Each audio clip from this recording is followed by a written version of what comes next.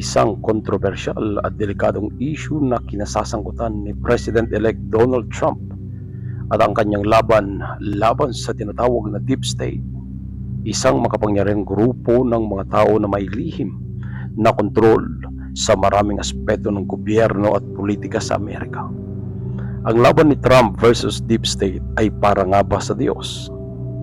Magtatagumpay kaya si Donald Trump sa kanyang misyon na buwagin ang malalim na ugat ng Deep State at isulong ang mga prinsipyong Kristiyano sa Amerika, o magagapi siya sa mga makapangyarihang grupong ito bago pa man siya magsimula ng kanyang termino bilang Pangulo?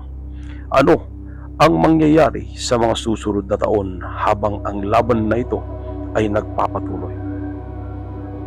Ang Deep State ay isang sistema ng mga nakatataas na tao sa pamahalaan at mga ahensya ng seguridad tulad ng CIA na may kakayahang manipulahin at kontrolin ang mga lider ng bansa para sa kanilang sariling interes.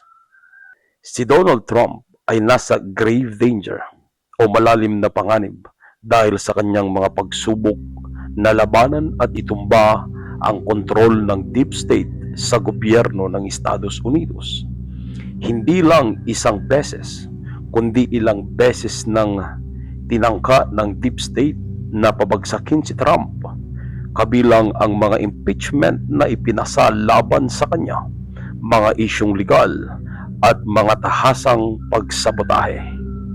Ang mga puwersa sa likod ng Deep State ay hindi natatakot magmanipula ng mga ebidensya at mag-imbento ng mga kwento upang mapatalsik ang mga lider na hindi nila kayang kontrolin, tulad ng nangyari kay General Flynn noong panahon ng administrasyon ni Trump.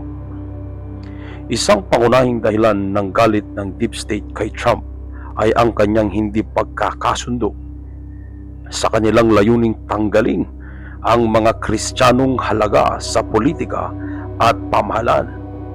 Ang Deep State umano ay hindi naniniwala na ang leader ng bansa ay dapat magpahayag ng kanilang pananampalataya sa Diyos, at lalo na sa mga Kristiyanong aral tulad ng pagsasamba kay Jesus Christ.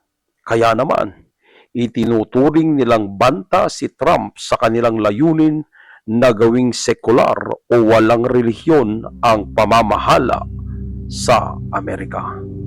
Ang CIA at iba pang mga intelligence agencies na tinutukoy bilang mga pangunahing sangkot sa Deep State ay may makapangyarihang papel sa pamamahala ng mga lihim na operasyon.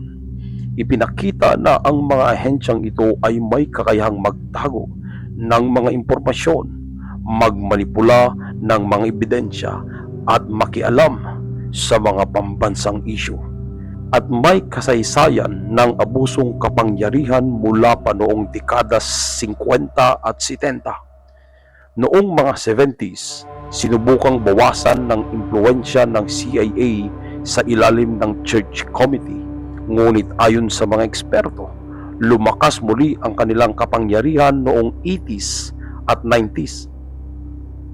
At higit pa noong matapos ang mga pangyayari sa 9/11, nang binigyan sila ng mas malawak na kapangyarihan sa ilalim ng Patriot Act. Ang kakayahan ng Deep State na manipulahin ang mga desisyon ng Kongreso at mga ahensya ng gobyerno upang mapanatili ang kanilang kontrol, may mga lihim na operasyon at mga sabwatan upang sirain ang kredibilidad ng mga taong hindi kasang-ayon sa kanila. At tinukoy na si Trump ay isang malaking balakid sa kanilang mga plano.